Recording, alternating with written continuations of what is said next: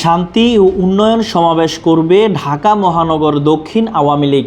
রাজধানীর গুলিস্তানে বঙ্গবন্ধু এভিনিউতে আওয়ামী লীগের কেন্দ্রীয় কার্যালয়ের সামনে শুক্রবার ২৬ এপ্রিল বিকেলে এই সমাবেশ অনুষ্ঠিত হবে।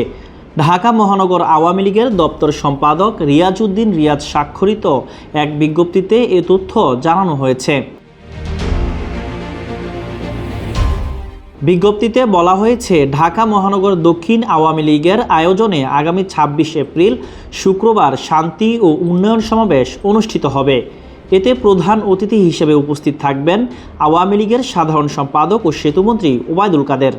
ঢাকা মহানগর দক্ষিণ আওয়ামী লীগের সভাপতি বীর মুক্তিযোদ্ধা আবু আহমেদ মন্নাফির সভাপতিত্বে শান্তি সমাবেশ সঞ্চালনা করবেন ঢাকা মহানগর দক্ষিণ আওয়ামী লীগের সাধারণ সম্পাদক মোহাম্মদ হুমায়ুন কবির।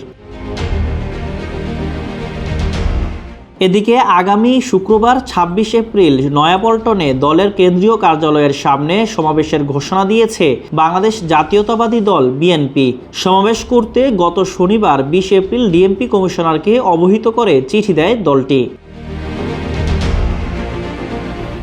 বিএনপি সূত্র জানায়, বিএনপির ঢাকা মহানগর দক্ষিণ বেগম জিয়ার মুক্তির দাবি ও দলীয় নেতাকর্মীদের গ্রেপ্তার এবং সাজার প্রতিবাদে এ সমাবেশ করবে।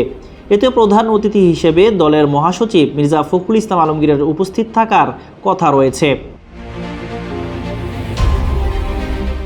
গত ২৫ মার্চ রাজধানীতে মুক্তিযোদ্ধা সমাবেশ করে বিএনপি। তবে দলীয় কর্মসূচি হিসেবে নির্বাচনের আগে গত বছরের ২৮ অক্টোবর সর্বশেষ রাজধানীতে সমাবেশ করেছিল বিএনপি। সমাবেশকে কেন্দ্র করে রাজধানী জুড়ে জ্বালাও পোড়াও এবং সংঘর্ষ হয়। এতে পুলিশ সদস্য সহ বেশ কয়েকজন প্রাণ হারান।